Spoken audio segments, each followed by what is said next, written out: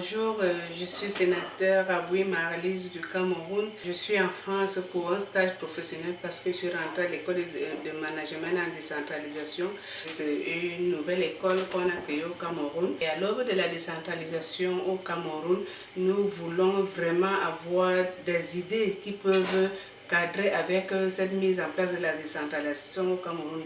C'est pour cela que j'ai choisi la France qui est notre tutelle, qui a déjà implémenté la décentralisation pour pouvoir m'acquérir des connaissances qu'ils ont déjà. Dans ce stage m'est bénéfique pour enrichir mes connaissances, pour pouvoir vraiment connaître ce que c'est que la décentralisation et apprendre à mes populations ce que c'est que la décentralisation. Au Cameroun, en tant que sénateur, nous légiférons. C'est une navette parlementaire entre l'Assemblée nationale et le Sénat. Donc on vote les lois, on pose des questions aux membres du gouvernement, on contrôle l'action du gouvernement. Et nous qui représentons les collectivités, nous sommes appelés à travailler avec nos élus locaux pour voir comment est-ce que nous pouvons développer nos localités. Et dans cette optique, je viens aussi pour nouer des partenariats avec des élus locaux de la France et des sénateurs de la France pour pouvoir vraiment nouer ce partenariat pour nous aider dans le processus de décentralisation. Alors aujourd'hui, j'ai été très heureux d'accueillir Marlise, de voir enfin des gens qui viennent pour apprendre, mais qui arrivent avec un énorme bagage, donc ça veut dire une formation poussée, efficace et surtout pratique, c'est-à-dire qu'on parle terrain et on n'est pas dans des grandes envolées lyriques où on parle de tout et de rien et après avoir fait beaucoup de vent, on ne se rappelle de rien.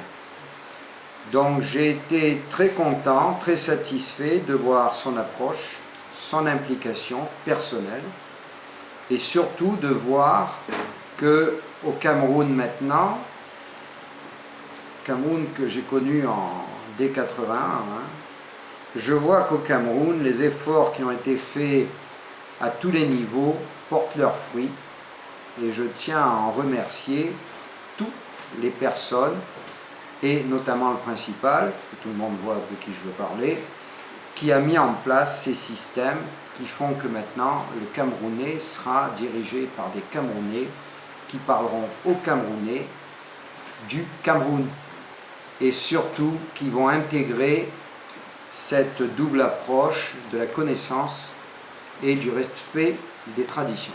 Je pense que Marlise est d'accord avec moi sur cette analyse. Très d'accord. Je suis vraiment d'accord. Alors, qu'est-ce que vous avez prévu pour le futur entre cette collaboration, vous et le Cameroun, et la sénatrice Alors, nous sommes déjà avec Pierre Gervais et Fidèle Onomo dans la construction associatives pour de l'aide à destination des villages qui prennent en compte que des particularités de terrain dans les domaines de la santé, de l'éducation, de l'encadrement et du développement de la femme. Donc, en mélangeant un peu tout ça, nous allons développer, conformément à ce que l'on fait en France, et c'est pour ça que Marlise va s'impliquer encore plus dans ce développement, ce que l'on appelle ces comités professionnels territoriaux de santé qui regroupent, suite aux lois, que ce soit sur la cohésion sociale, la loi Elan et autres, sur la santé, sur les plans régionaux et départementaux de santé et d'encadrement de l'éducation. Nous allons travailler dans tout ça pour voir la mise en place de systèmes pratiques pour que les praticiens et les techniciens camerounais qui ont la volonté de développer la base et qui sont dans une démarche où on regarde l'autre et pas soi-même, puissent s'impliquer et je pense qu'elle sera une des pièces maîtresses de ce développement. Elle pourra compter sur le soutien ici de la mairie d'Athis-Mons ainsi que des autorités départementales, régionales et autres, ainsi que le très fort appui sur le terrain des responsables associatifs, que ce soit Pierre ou Fidèle en tant que responsable terrain des associations et responsable régional. Donc je pense que nous allons avoir là ici les fondations de quelque chose de pérenne qui sera en dehors des flux politiques, ce qui permettra d'avoir une durabilité et surtout une implication. Marlise? À peine arrivé, que vous êtes déjà en pleine action, qu'est-ce que vous pouvez nous dire de cette rencontre avec Monsieur le maire? Vous ne pouvez pas comprendre ma joie aujourd'hui parce que je ne m'y attendais pas. Donc, ma formation se prolonge par le concret. Je touche les réalités de la France et vraiment avec l'appui de l'adjoint au maire qui fait aussi dans le social. J'espère que nous aurons un bon partenariat. J'exhorte ici monsieur l'adjoint au maire d'inviter mon directeur pour que lui-même vienne signer une convention avec la mairie de Athis-Mons pour que dans les prochains jours, que le directeur puisse prendre des résolutions à temps pour pouvoir envoyer les stagiaires à des moments bien précis, pas des moments creux comme celui-ci, parce que là, je suis confrontée à une difficulté qui est la période. Donc il faudra que, à la longue, que le directeur s'y prenne bien longtemps à l'avance pour avoir de l'espace et le personnel requis pour le suivi des apprenants. C'est déjà presque les vacances. Monsieur l'adjoint au maire a quand même pris le temps de vous accueillir. Comment vous avez trouvé cet accueil-là? C'est vraiment, qu'il m'excuse, c'est un monsieur vraiment un modèle à suivre. Il fait, comme il est humanitaire, il a dit, il fait dans le social, les handicapés, donc c'est un exemple à suivre. Il a de la disponibilité, il est ouvert à tout le monde.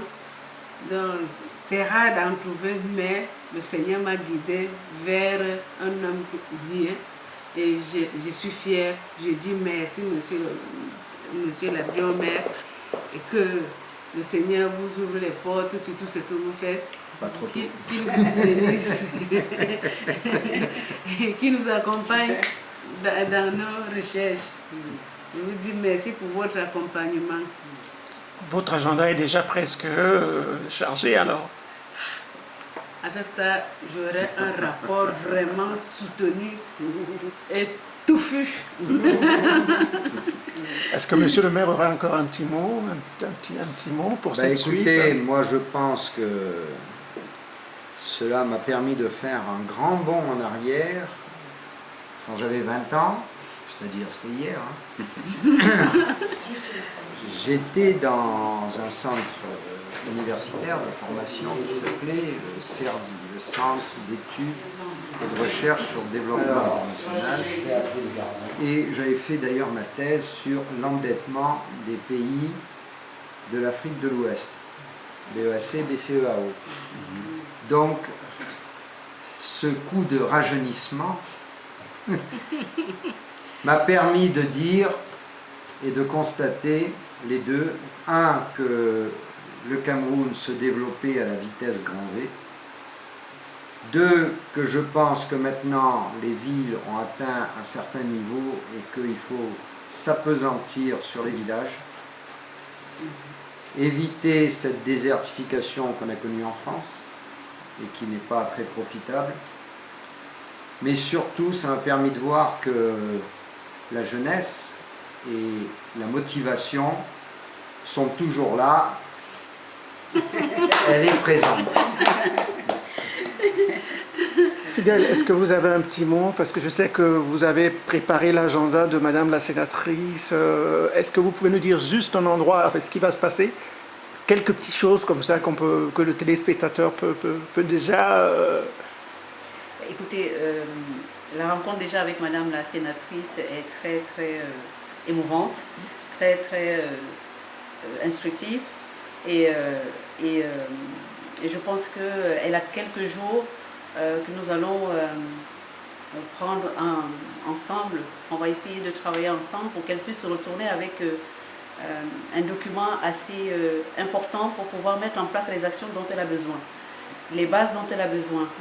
Et je vois aussi que dans ce qu'elle souhaite faire, c'est qu'elle met l'humain en première position et l'humain, quel que soit le lieu où on se trouve, c'est primordial et c'est ça qui fait avancer les choses. Donc voilà, écoutez, donc je pense que dans les jours qui vont suivre, on va essayer d'amener Madame la sénatrice dans les sorties, les départs en vacances, et puis on va faire au mieux. On va l'amener aussi dans des actions faites par les associations pendant l'été, parce qu'en France, tout le monde n'a pas la possibilité d'aller en vacances, donc il y a plein d'activités qui sont faites. On va essayer de l'amener pour qu'elle puisse voir aussi comment ça se passe sur le terrain ici, en France. Merci, merci beaucoup. Merci. Puis, en tant qu'élus du peuple, nous, Camerounais, nous-mêmes, nous sommes les bâtisseurs de paix. Nous devons donc nous mettre ensemble, que ce soit de la diaspora ou du Cameroun, du pays même, nous devons nous mettre ensemble pour maintenir la paix. Et surtout à la diaspora, qu'il n'y ait pas des intoxications, que nous soyons tous unis. Le Cameroun est un et indivisible. Donc nous devons prôner cette idée, cette idéologie-là, que nous sommes un et indivisible. Nous ne devons pas laisser n'importe qui nous manipuler à cause des biens personnels.